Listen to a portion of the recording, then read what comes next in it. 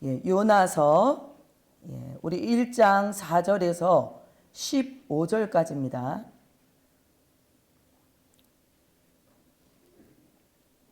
요나서 1장 4절에서 15절까지 조금 길어요. 그래서 우리 조금 빨리 같이 합독하여서 읽도록 하겠습니다. 4절부터 우리 함께 같이 읽도록 하겠습니다. 여호와께서 큰 바람을 바다 위에 내리심에 바다 가운데 큰 폭풍이 일어나 배가 거의 깨지게 된지라. 사공들이 두려워하여 각각 자기 신을 부르고 또 배를 가볍게 하려고 그 가운데 물건들을 바다에 던지니라. 그러나 요나는 배 밑층에 내려가서 누워 깊이 잠이 든지라. 선장이 그에게 가서 이르되 자는 자여 어찌함이냐. 일어나서 내 하나님께 구하라. 혹시 하나님이 우리를 생각하사 망하지 아니하게 하시리라 하니라. 그들이 서로 이르되 자 우리가 제비를 뽑아 이 재앙이 누구로 말미암아 우리에게 임하였나 알아보자 하고 곧 제비를 뽑으니 제비가 요나에게 뽑힌지라. 무리가 그에게 이르되 청하건대 이 재앙이 누구 때문에 우리에게 임하였는가 말하라. 내 생업이 무엇이며 내가 어디서 왔으며 내 나라가 어디며 어느 민족에 속하였느냐 하니 그가 대답하되 나는 히브리 사람이요 바다와 육지를 지으신 하늘의 하나님 여호와를 경외하는 자로라 하고 자기가 여호와의 얼굴을 피함인 줄 그들에게 말하였으므로 무리가 알고 심히 두려워하여 이르되 내가 어찌하여 그렇게 행하였느냐 하니라. 바다가 점점 흉룡한지라. 무리가 그에게 이르되 우리가 너를 어떻게 하여야 바다가 우리를 위하여 잔잔하겠느냐 하니 그가 대답하되 나를 들어 바다에 던지라. 그리하면 바다가 너희를 위하여 잠잠하리라. 너희가 이 큰 폭풍을 만난 것이 나 때문인 줄을 내가 아노라 하니라. 그러나 그 사람들이 힘써 노를 저 배를 육지로 돌리고자 하다가 바다가 그들을 향하여 점점 더 흉룡함으로 능히 못한지라. 무리가 여호와께 부르짖어 이르되 여호와여 구하고 구하오니 이 사람의 생명 때문에 우리를 멸망시키지 마옵소서. 무죄한 피를 우리에게 돌리지 마옵소서. 주 여호와께서는 주의 뜻대로 행하심이니이다 하고 요나를 들어 바다에 던짐에 바다가 뛰노는 것이 곧 그친지라. 아멘. 우리 15절까지 읽었습니다. 여러분 우리가 이제 신년을 맞아서 벌써 이제 두 번째 주일을 맞이합니다. 우리 신년 맞이할 때 여러분 송구영신 예배를 통해서 다 하나님의 말씀을 뽑으셨죠. 말씀의 은혜가 되든가요? 1년 안에 그 말씀 붙들고 가시겠습니까? 아멘. 자, 그런데 우리는 그렇게 모든 교회들이 다 송구, 그러니까 지나간 옛 예배를 먼저 드리고 그 다음에 새롭게 맞이하는 새해 때 첫 예배를 우리가 하나님 성전에서 예배를 드립니다. 그런데 이제 이스라엘 사람들은 그 신년을 맞이하는 그 달력이 유대인의 달력이 이스라엘의 달력이 7월부터 시작이 됩니다. 그래서 7월 1일을 신년 맞이 날로 삼고 있습니다. 우리하고는 좀 다르죠. 이 신년을 선포할 때 그들은 7월 1일 나팔절부터 시작합니다. 그 첫 날을 시작하는 그날에 이들은 하나님 앞에 어떤 각오와 어떤 다짐으로 새해를 시작하느냐. 우리는 하나님께서 우리에게 새로운 축복을 주실 것이다. 우리 하나님께서 우리에게 일터를 넓혀 주실 것이고 가정에 새로운 일을 하나님께서 일으켜 주셔서 가정에 평강이 임할 것이고 우리의 문제들이 해결될 것이다. 다 이렇게 생각하면서 새해를 시작합니다. 그런데 이 유대인들은요. 7월 1일 신년맞이 때 첫날에는 지난 한 해 동안 우리가 하나님 뜻대로 살지 못했던 것들을 회개하고 철저하게 자신이 하나님 앞에 뜻대로 살지 못했던 것들을 회개하면서 회개하는 기간들을 시작합니다. 그 첫날이 무엇이냐면 바로 이 신년을 시작하는 그 첫날 7월 1일입니다. 그래서 그때부터 9일을 지나고 난 다음에 그 9일간 동안은 회개하는 날로 삼습니다. 여러분 그 7월 1일 나팔절 때는 왜 나팔절이라고 할까요? 새해가 시작된다는 것을 나팔을 통해서 그들이 신년을 선포합니다. 그래서 여러분 용산에 가보면 유대인의 그 메시아닉주의 교회가 있대요. 저도 들었던 얘기인데 거기 교회에 있는 유대인 교인들 그 교인들이요 유대 신앙으로부터 왔지만 이제 그리스도 신앙을 갖게 된 교인들인데 그 사람들은 주일을 언제를 지키냐면 토요일로 지킨대요. 그리고 그 사람들이 특별히 나팔절 때 이럴 때에는 다들 자기 개개인이 나팔을 하나씩 들고 다니면서 그거를 그 하루 종일 뿍뿍 불고 다닌답니다. 시끄럽겠죠. 예, 그들에게는 굉장한 의미가 있는 겁니다. 하나님께서 이제 우리의 모든 과거, 죄로 말미암았고 또 우리의 스스로가 육에 속하여 살았던 지난 시간들을 완전하게 끊고 하나님께서 오늘부터 새 일을 예수 그리스도 안에서 시작하게 하신다 하는 믿음으로 아마 그 나팔을 부는 절기를 그대로 지켜나가는 것 같습니다. 자, 그런데 이 신년의 의미는 두 가지가 있어요. 첫 번째는 먼저 하나님께서 우리에게 심판을 행하시는 심판날이 있다는 것을 기억하는 것입니다. 여러분, 이 첫날 7월 1일부터 시작해서 9일이 지나면 7월 10일까지 이르죠. 예, 9일간 동안 회개의 날로 삼고 10일에는 대속죄일로 그들은 하나님 앞에 절기를 지킵니다. 그래서 이런 용어가 있어요. 하나님은 심판의 책을 7월 1일에 펴서 7월 10일에 어떻게 하신다고요? 덮으신다. 예, 하나님께서 다시 말하면 책을 펴놓고 계시는 동안 우리는 하나님 앞에 철저하게 자복하고 회개해서 다 용서를 받아야 된다. 그러니까 그만큼 하나님 앞에 자기를 돌아보면서 하나님의 심판이 있으므로 인해 심판에 이르지 아니하는 자신의 죄를 철저하게 예수 안에서 그것들 낱낱이 하나님 앞에 고백하고 회개하는 시간들을 갖게 된다는 겁니다. 구체적으로 그래서 하나님 앞에 자기의 그 회개할 제목들을 낱낱이 기록해가지고 그걸 입술로 다 토설을 해서 회개한대요. 그리고 반드시 이 기간 동안 또 해야 될 것이 무엇이냐면 대속죄일을 맞이하기 전에 자기가 그동안 불편했던 사람들과 화해를 해야 된대요. 그리고 또 자기가 돌보아야 될 사람들을 꼭 누군가 기도하면서 한 사람씩 선정해가지고 그 사람을 위해서 구제할 헌금을 따로 준비를 한답니다. 그리고 자녀들, 특별히 이제 그 부모가 그 회당이나 이렇게 가서 찾아가서 그 절기를 지키기 이전에 먼저 자기 자녀들을 축복한대요.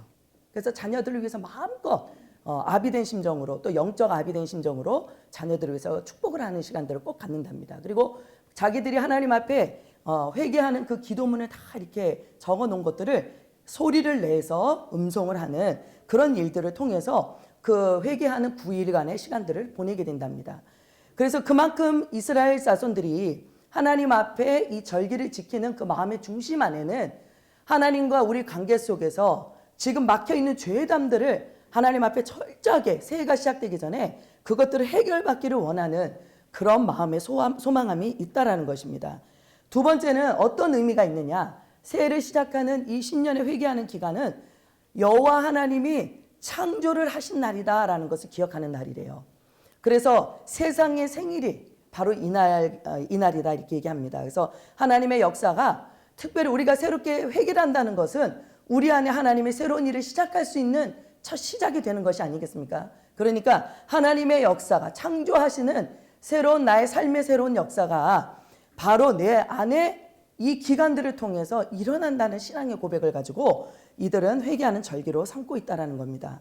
자, 이렇게 해서 10일이 지났어요. 딱 10일째 들어갈 때 그들은 대속죄일의 절기를 지키는데요. 그들은 이 열흘 동안 회개하고 자기 죄를 용서함을 하나님 앞에 구하는데 한 세 가지 정도를 하나님 앞에 기도한답니다. 먼저는 하나님 앞에 바로 살지 못하고 다시 말하면 하나님 앞에 잘못 산 것에 대해서 일일이 낱낱이 회개한대요. 우리가 하나님의 백성들을 향해서 무엇을 따라 행하라고 성경은 말합니까? 하나님의 공의를 따라 살라고 말씀하시잖아요. 하나님의 인애와 공의를 따라서 사는 것이 우리 하나님의 백성들에게 명령하신 것입니다. 그런데 그렇게 살지 못했던 우리 자신들 그 삶에 대해서 회개를 하라는 거예요. 또 하나는 무엇이냐면 오늘 지금 우리가 요나서를 오늘 나누고자 하는 그 계획 속에 바로 이것에 연결이 되어 있습니다. 직분을 맡은 자들이 다시 말하면 하나님으로부터 사명을 받은 자들이 그 사명과 직분을 잘 감당하지 못하는 것을 철저하게 회개한답니다. 특별히 그 지도력 가운데서 자기 직분을 감당치 못할 때 먼저는 하나님의 지도자들이 나태해짐으로 인해서 내게 맡겨주셨던 또는 내게 붙여주셨던 많은 영혼들을 실족시켰던 것 이런 것들을 하나님 앞에 회개하기도 하고 때로는 나의 삶이 내 믿음이 우리 믿는 자들 또 영혼들에게 본이 되지 못함으로 인해서 양떼들을 죄 가운데로 인도한 이 모든 것들을 특히 지도력에 있는 사람들이 하나님 앞에 심각하게 회개하는 그런 시간들을 갖게 된다라고 얘기합니다. 여러분 우리가 그런 회개의 대속죄일에는 우리가 성경을 통해서 알고 있지만 요즘에 이스라엘 사람들 어떻게 지키고 있냐면 음식도 물도 먹지 않는데요. 그리고 공항 같은데 이런 공공기관은요 그날은 기관 운영을 스톱한답니다. 그리고 TV나 라디오 방송도 아주 기본적인 거 외에는 아예 방송도 하질 않는데요. 그리고 개인적으로 우리가 나팔절을 시작하기 전에 그 몸을 씻습니다. 그리고 9일간에 자기 몸을 정결하게 씻는 그런 시간들을 갖는데, 특별히 이 대속죄 10일째에 이르러서는 자기가 샤워도 하지 않고, 뭐 우리가 보통 기본적으로 자기를 치장하는 화장이나 뭐 향수나 이런 것도 뿌리지 않고, 그들은 오로지 하나님 앞에 자기의 마음을 찢는, 죄를 뒤집어 쓰고 우리 마음을 찢는 그런 회개에 대해서 성경이 말씀하고 있죠. 그런 시간들을 하나님 앞에 갖게 되더라는 겁니다. 그런 것뿐만 아니라 이제 그들은 그 마지막 대속죄일 모든 속죄가 다 끝내지고 난 다음에 그들이 하나님 여호와 앞에 서서 뭐라고 고백을 하냐면, 그들이 요나서를 읽는데요. 그때 요나서를 읽으면서 이렇게 얘기한답니다. 하나님, 우리 모든 주의 백성들은 이 요나와 같습니다. 우리가 이 요나처럼 주님 앞에 회개합니다. 그런 고백을 하게 된답니다. 여러분, 이 요나서를 읽는 데는 참 여러 가지 의미가 있습니다. 우리가 회개에 정말 우리 하나님 앞에 사명을 감당하고 또 직분을 감당하는 사람으로서 우리 하나님 앞에 자신의 죄의 문제를 해결했던 한 사람, 우리 요나에 관한 이야기도 기록되어 있지만, 우리가 하나님과 우리 또 주의 백성들의 중재자로서 중보자로서 우리가 어떻게 하나님과의 관계를 회복해야 되는가, 무엇이 하나님의 사명을 떠나고 무엇이 하나님의 사명을 그르치도록 만들어주는가라는 것을 또한 우리가 성경을 통해서 한번 깊이 묵상할 수 있는 좋은 하나님의 말씀인 것 같습니다. 요나라는 인물에 대해서 오늘 우리가 읽진 않았지만 1장 1절에 보니까 여호와의 말씀이 한 선지자에게 임하는데요. 이 요나라는 사람은 어디서 살았느냐? 당시 가드헤벨이라는 지역이 있는데, 거기가 어디냐면 예수님이 탄생하신 나사렛이라는 동네에서 한 5km 북쪽에 떨어져 있는 그런 지역인데 거기서 출생을 하였답니다. 그리고 그의 부친 아미떼라고 나오죠. 예, 아미떼, 나의 진리라는 뜻을 가진 이 아미떼라는 아버지는 스불론 자손 중에 있었다라고 그래요. 예, 그러니까 다시 말하면 요나는 스불론 후손이겠죠.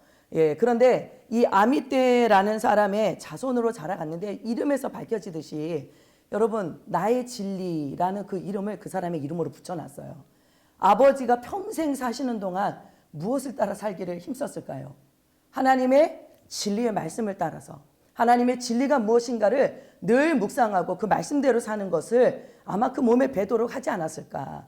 이것을 우리가 추측해 본다면, 연추해 본다면, 이 요나라는 인물이 하나님의 선지자로 부름을 받은 데는 신앙적인 배경이 있었던 것 같습니다. 여러분, 아버지의 신앙이 하나님의 진리를 쫓아서 때로는 검과 같은 하나님의 진리를 붙들어야 되고, 때로는 정말 은혜가 흘러가는 하나님의 진리가 더 내 안에 풍성하게 갈 수 있도록 자신과 하나님의 관계를 세워갔었던 아미떼 신앙이 이 요나에게 흘러가지 않았을까. 이 요나의 이름이 무엇입니까? 무슨 뜻입니까? 비둘기란 뜻이죠. 예, 여러분 몰랐던 일을 오늘 많이 알게 되죠. 예, 요나라는 이름은 비둘기란 뜻이 있습니다. 그래서 이 선지자의 삶이 저는 어땠는지 모르겠어요. 여기 보니까 굉장히 자아가 강한 사람처럼 1장부터 읽어나가게 되는데, 이 요나는 실제로는 하나님 앞에서 자신의 믿음과 자신의 사명을 비둘기같이 순결하게 지켜나가며, 또 하나님의 이스라엘 백성들을 향해서 하시는 그 말씀과 경고의 말씀, 또 심판에 이르는 그런 죄와 재앙에 관한 그런 말씀들을 하나님 앞에 말씀처럼 그 입에 담아서 대언처럼 들려줘야 되지 않습니까? 그럴 때 그의 심정이 어떠했을까? 하나님의 마음을, 온유하고 겸손하신 주님의 마음을 품는 그러한 가운데 살아야 될 사람이 아니었나, 이렇게 생각합니다. 여러분, 이름 잘 줘야 되겠죠? 예, 우리 믿음의 사람들, 우리 한국 사람들도 뜻을 담아서 이름을 장명하잖아요. 예, 우리 예수 믿는 사람들은 특별히 은혜를 담아서 우리 자녀들의 이름을 그렇게 짓게 되는데, 여러분, 하나님의 사명은 우리의 붙여진 모든 환경과 또 우리에게 만나게 하신 그 만남의 축복과 또 실제로는 나에게 붙여주신 그 이름 하나에서도 그 사람은 사명을 이루어야 될, 그죠? 하나님의 부르심이 있는 자다라는 것을 깨닫게 됩니다. 여러분, 1년 안에 여기에 계신 모든 분들이 와 있습니다. 여기는 성가대가 계시고, 여기는 아마 집사님도 계시고 권사님도 계시고 나름대로 직분자들이 계실 텐데, 여러분이 직분을 맡은 임원들이 아니었다 할지라도 우리 모든 성도들에게는 하나님으로부터 부여받은 사명이 있는 줄 믿습니다. 무슨 사명이 있을까요? 예, 여러분들 예수 이름으로 값없이 구원함을 얻었죠. 여러분에게 사명은 어제도 우리 임원 집사님들하고 내게 나눴는데 예배의 책임이 있습니다. 예배의 사명이 있습니다. 하나님 앞에 예배를 순종하고 하나님의 정말 명령하신 그 법, 하나님의 은혜 법 안에서 예수 그리스도의 그 영과 진리를 따라서 여러분들이 하나님을 신령과 진정으로 예배하는 삶을 살아야 될 줄 믿습니다. 예, 이렇게 해서 요나는요, 그러한 사명을 받은 선지자로 살았는데 그가 살던 시대가 어떤 시대였냐? 여로보암 2세가 통치하던 시대입니다. 여러분, 여로보암 이름 많이 들어봤죠? 하나님이 솔로몬 시대 이후에 자손의 때에 이르러서 나라를 북이스라엘과 남유다로 나눴죠. 예, 솔로몬의 그 이방 여인들을 취하는 그 통혼하고 또 혼합주의를 표방하는 그의 신앙의 변질 때문에 하나님께서는 솔로몬의 네 때가 아닌 너의 자손 때부터 나라가 둘로 나뉠 것이다. 이렇게 말씀하셔서 그 북쪽 이스라엘의 왕이 누구였죠? 예, 저는 쉬운 것만 여쭤봐요. 예, 북쪽 이스라엘 왕이 뭐죠? 여로보암입니다. 그때 남쪽의 왕의 이름은 뭐죠? 예, 르호보암이죠. 예, 보암은 보암이에요. 여로보암이라는 그 왕은요 1세입니다. 여로보암 1세. 그런데 지금 요나가 살던 이 시대는요 아수르로부터 북이스라엘이 망하기 바로 몇십 년 전이에요. 예, 그러니까 시기적으로 많이 다르죠. 이 시대 때에 다스렸던 왕은 누구냐면 여로보암 2세라는 왕인데 이 왕이 다스릴 때쯤 되니까 이스라엘의 분위기가 어떻게 됐냐면 북쪽 이스라엘이 나름대로 그 고대 근동 지방 안에서 땅을 차지하게 됐는데 그 땅이요 이렇게 땅을 회복시키고 땅을 가서 그 점령하고 그러다 보니까 어느 정도까지 땅을 다시 회복시키게 됐느냐? 솔로몬이 다스리고 통치하던 그 넓은 땅들을 어느 정도 회복하던 그 시기였다라고 그렇게 역사학자들은 말하고 있습니다. 여러분, 나라의 통치가 얼마나 안정적으로 더 크게 번성하고 있는가를 우리가 볼 수 있죠. 자, 그러던 중에 많은 사람들은 또 특히 이 부름받은 요나라는 선지자는 하나님 안에서 자신의 사역이 이 대언하는 선지자로서의 사역이 얼마나 이 이스라엘 백성들을 향해서 안정적인 그 번영을 말하는 그런 메시지였을까라고 생각합니다. 그런데 한편에서 호세아라든가 아모스라든가 남유다에 살았지만 목동으로서 하나님 북쪽 이스라엘 가서 너 하나님의 심판의 말씀을 선포해라 라고 사명을 받은 아모스라는 선지자들이 북쪽 이스라엘에 와가지고 너희는 곧 이제 저쪽에 맨 북쪽 오른쪽에 있는 북쪽 아수르라는 큰 나라로부터 너희는 이제 곧 망한다. 하나님이 이 이스라엘이 여호와를 떠나고 마음을 떠나고 저들의 예배가 변질이 되고 그러므로 인해서 하나님이 북쪽 이스라엘이 곧 저 큰 나라 아수르한테 망하게 될 것이다 라고 이스라엘을 향한 심판의 메시지가 자꾸 예언이 되던 때입니다. 자, 이러던 때에 하나님께서 요나에게 임하셔서 말씀을 주시는데 오늘 2절에 보니까 뭐라고 얘기하냐면요. 너는 일어나 저 큰 성읍 니느웨로 가서 그것을 향하여 외치라. 그 악독이 내 앞에 상달되었음이니라 하시니라. 그러나 요나가 여호와의 얼굴을 피하려고. 자, 어디로 가서 하나님의 그 악독이 상달된 그 일로 인해서 하나님께서 그 나라를 향해서 외치라. 니느웨라는 곳이 어디죠? 아수르의 수도입니다. 그 당시에 가장 큰 수도가 바로 이 아수르라는 곳이 아수르의 수도 니느웨였어요. 자, 그곳에 가서 여호와 하나님의 뭐라고 말씀하신 그들의 악의 상달에 있다. 가득 차 있구나. 그래서 이제 아수르라는 나라, 그 나라가 회개치 아니하면 그 나라를 곧 망하게 할 것이다. 여러분, 지금 우리나라가 이제 안정을 찾아갑니다.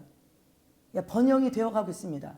그래도 몇몇 선지자들이 와가지고 저 북쪽 아수르 때문에 너희 나라가 이스라엘이 망할 거란 얘기가 간간히 들려와요. 자, 북쪽 이스라엘이 어떻게 돼야 돼요? 망해야죠. 북쪽 이스라엘이 망해야, 죄송합니다. 아수르가 망해야 북이스라엘이 남을 수 있잖아요. 그죠? 아수르가 멸망을 해야 이 하나님의 백성들, 이 북이스라엘이 지금 몇몇 선지자들이 말한 것처럼 망하지 않고 이 나라가 존립할 수 있다는 것을 알고 있기에 이 아수르가 속히 회개하지 않으면 곧 망할 것이다. 말 안 해주고 그냥 망하길 바랬을 거예요. 그죠? 누구든지 북쪽 이스라엘의 사람이었다면 아마 이와 같은 하나님의 명령 말씀에 그와 같은 마음을 가졌을 겁니다. 그런데 자, 이럴 때 요나가 어떻게 하였을까? 자, 이 요나라는 사람은 어떤 사람이었을까? 이렇게 우리가 성경을 통해서 좀 몇 군데 좀 역사적으로 고증이 돼 있더라고요. 여러분, 열왕기상 17장에 보면 거기에 엘리야가 한 사르밧 과부를 만나서 그 떡과 그 그죠? 병에 기름이 떨어지지 않도록 역사해 주는 것을 보죠.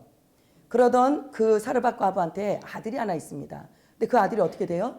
얼마 있다 죽죠. 그 죽은 아들 때문에 이 사르밧 과부가 하나님의 기적을 맛보았음에도 불구하고 자기 아들 때문에 하나님 앞에 탄식을 합니다. 그때 이 사르밧 과부 아들을 엘리야가 그 몸에 3번씩 누워서 얼굴과 얼굴을 마주대고 몸과 몸을 마주대고 기도해 줄 때 그 아이가 살아나는 기적을 하나님께서 주시죠. 자, 이때 이 과부의 아들이 바로 요나가 아니었냐 이렇게 얘기를 하는 학자들도 있더라고요. 또 엘리야가 나중에 우리가 열왕기 하 9장에 보니까 나중에 이스라엘의 왕을 세울 때 예후라는 왕을 세우도록 한 소년을 보내서 기름을 부으라 하는 거 기억나세요? 예. 그때 그 예후라는 왕을 세우러 보낸 그 소년, 그 사람이 누구냐? 혹시 이 아미떼 아들 바로 이 요나라는 선지자가 아니었냐? 이렇게 추측하기도 합니다. 이거는 히브리인 유대인들의 전승 안에 그러한 예측들이 있다라고 얘기합니다. 자, 어쨌든 중요한 건 이 요나가 어찌하여서 하나님의 지금 이 음성을 듣고 왜 오늘 요나서가 이렇게 4장에 이르기까지 이렇게 기록이 될까? 한번 좀 우리가 그 배경을 살펴봤습니다. 3절에 가니까 요나가 여호와의 얼굴을 피하려 하여 일어나서 하나님이 명령하신 니느웨라는 성읍을 향해 가지 않고 정반대, 그 당시에는 땅끝이라고 보았던 오늘날로 말하면 스페인 땅, 그 다시스라는 곳에 여호와의 얼굴을 피해서 요나가 그곳을 가려고 욥바로 내려갑니다. 그리고 그곳에 내려가는 다시스로 가는 배를 만나고 또 역시 성경에서 뭐라고 기록하냐면 여호와의 얼굴을 피하여 또 그들과 함께 다 섞여가지고 다시스로 가는 배를 탑니다. 여러분, 요나의 심정을 충분히 이해하시겠죠? 요나는 절대로 아수르가 회개해서는 안 돼요. 아수르가 회개하고 돌아오는 그 일들이 있어서는 결국은 여호와 하나님의 선지자들을 통해서 말씀하신 것 같이 북이스라엘은 곧 멸망하게 되기 때문에 그런 일은 있어서는 안 되는 겁니다. 하나님의 백성들이 존립해야 될 것이 하나님의 뜻이라고 믿는 대다수의 북이스라엘 사람들처럼 어찌 보면 하나님의 음성을 분명히 듣고 하나님의 뜻이 무엇인지도 성령을 통해 깨달았으면서도 불구하고 우리의 환경과 우리의 삶의 여건 때문에 우리는 스스로 우리의 삶에 있는 삶의 여건과 조건을 붙잡습니다.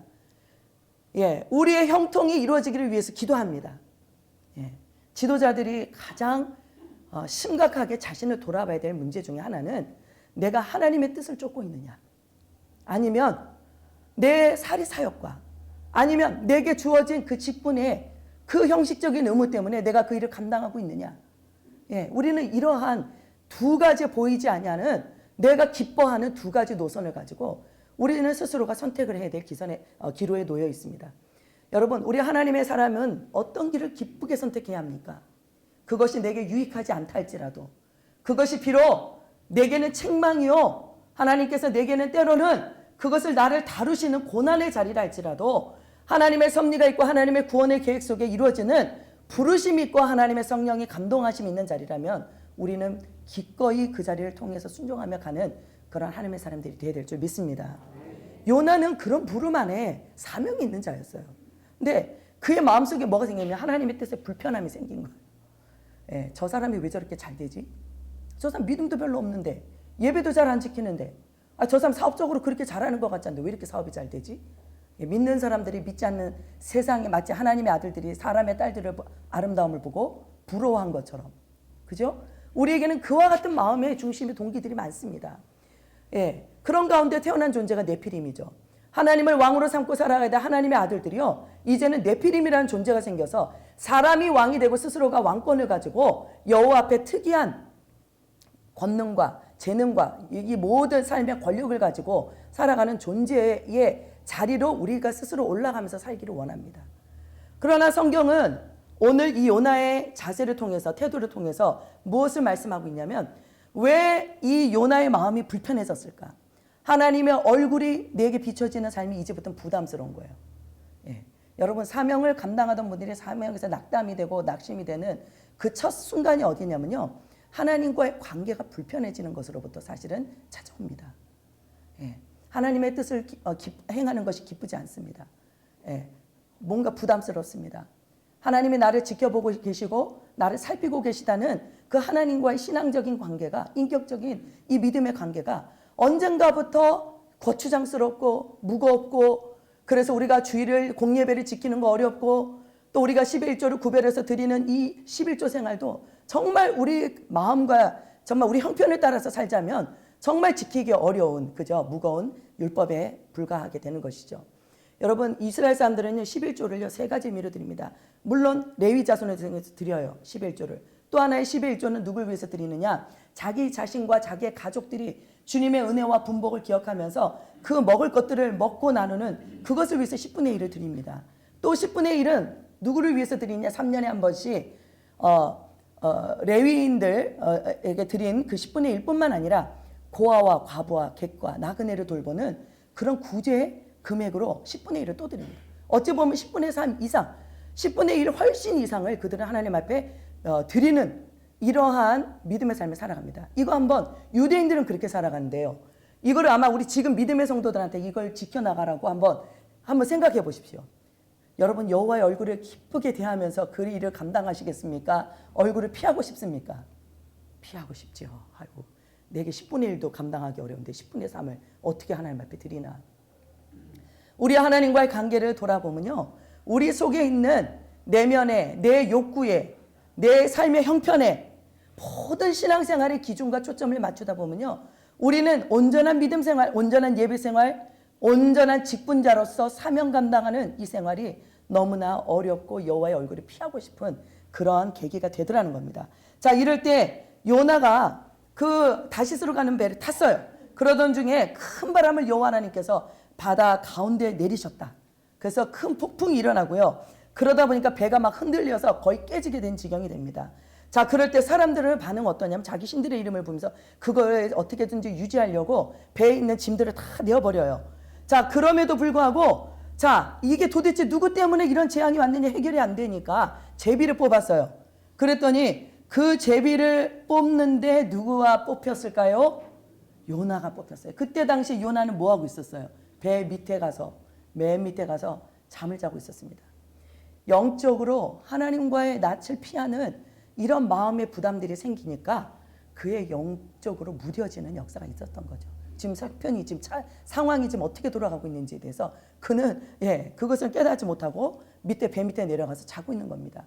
신앙적인 어정쩡한 믿음의 삶을 살아가는 이러한 저와 여러분의 모습이 바로 이와 같은 모습이 아닐까. 뭐 어디론가 향해서 가기는 갑니다. 그죠? 우리가 사명을 따라 가서 행하기도 하고, 또 우리가 그런 일들을 감당하려고 노력도 해보고 형식적으로 참여도 해보지만, 정말 하나님이 말씀을 따라서 우리에게 마음을 쏟고 우리의 여호와를 사랑하는 마음으로 마음과 뜻과 정성을 다해서 하나님을 섬기는 이 귀한 사명을 우리가 잘 감당하느냐, 그렇지 못하더라는 거예요. 그럴 때 이 요나가 제비 뽑음을 통하여서 그가 깨달았던 것이 무엇이냐면, 이 재앙이 바로 너 때문이구나 라고 말씀하신 주의 음성으로 듣습니다. 그리고 이 많은 사람들이 물어요. 누구 때문에 우리에게 이것을 임하였는가 했을 때 비로소 요나가 나는 히브리 사람이다. 나는 바다와 육지를 지으신 창조주 하나님을 섬기고 경외하는 자다. 그런데 내가 그분의 얼굴을 피하려고 도망가려고 하다가 내가 바로 이와 같은 하나님 앞에 죄를 범하였다. 얘기하면서 바다가 점점 더 흉흉한 거예요. 그런데 중요한 건요, 사람이 노력할 때를 노력해봐요. 그 요나를 가능하면 바다에 안 던지고 되도록이면은 그 폭풍을 멈춰보려고 그들이요 어떻게 합니까? 자기 스스로를 내어 던지라 라고 말하는 그 요나의 말에도 불구하고 힘써 노를 젓고 방향을 잡아보려고 노력하지만 안 됩니다. 안 됩니다. 하나님의 주권을 가지고 일하시고 역사하신 하나님은 반드시 자기 뜻을 성취하십니다. 하나님은 하나님의 사람을 하나님의 방법으로 다루시죠. 우리는 사명의 잠을 자고요. 우리의 정말 마음과 심령 안에 그 마음의 은혜가 떨어지면요, 하나님과의 낯을 피하고 하나님과 사명의 자리로부터 멀어지는 일 때문에 우리는 어떻게 합니까? 결국은 하나님의 다름 속에서 그것을 깨닫고 돌아와야 그 문제가 해결되는 이와 같은 것에 거하게 되는 것이죠. 하나님께서 여호와께 부르짖어 기도하는 많은 사람들의 기도에 여러분 여기서 참 특이한 것이 있습니다. 자기 신들의 이름을 불렀던 많은 사람들이 비로소 요나에게 역사하셨던 그 하나님을 인정하게 됩니다.